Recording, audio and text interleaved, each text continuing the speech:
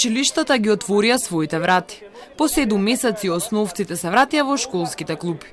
Почна првиот училишен ден.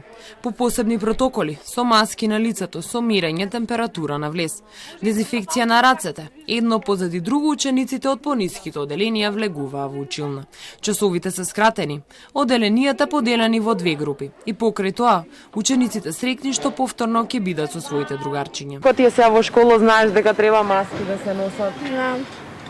Среќен ли си во школа после толку време што одиш? Да. Како се викаш?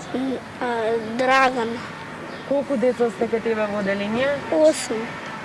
Сега вака со маските, многу ти е модерна маската, знаеш дека треба да носиш на дистанца, да следите така? Да. Страх ли ви од коронавирусот?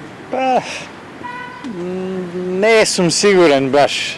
Никој во државава, нити стручњаци, нити политичари знаат што се случува. Така да како за сите, така и за нас. Се радуваш ли после толку време во школа што почна? Да, вчера 20 засва.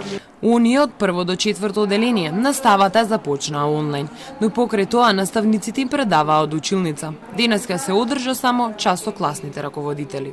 Добро, и на неа ќе пренесете за ова што се договоривме за утре. Утре исто така рековме во 8:15 ќе бидеме тука на оделенски час.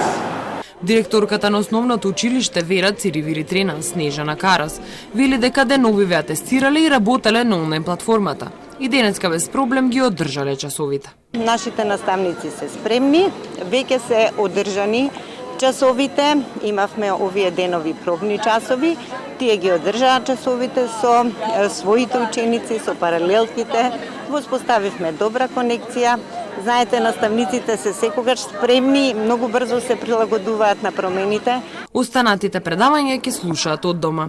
Тие што немаат компјутер ќе учат пред телевизорот 15-минутни часови кои ќе се емитуваат на македонската телевизија. Во најголем дел од училиштата во државата е започната онлайн настава.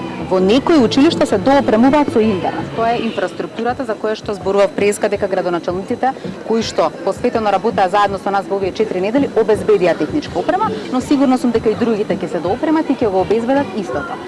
А инаку постапката за набавка на 40.000 компјутери за оние деца кои немаат IT уреди за следење би требало да трае до април, најави денеска премиерот Заев. Настава со физичко присуство ќе се одвива во околу 600 основни и средни училишта, иако до надлежните пристигнале повеќе од 800 барања.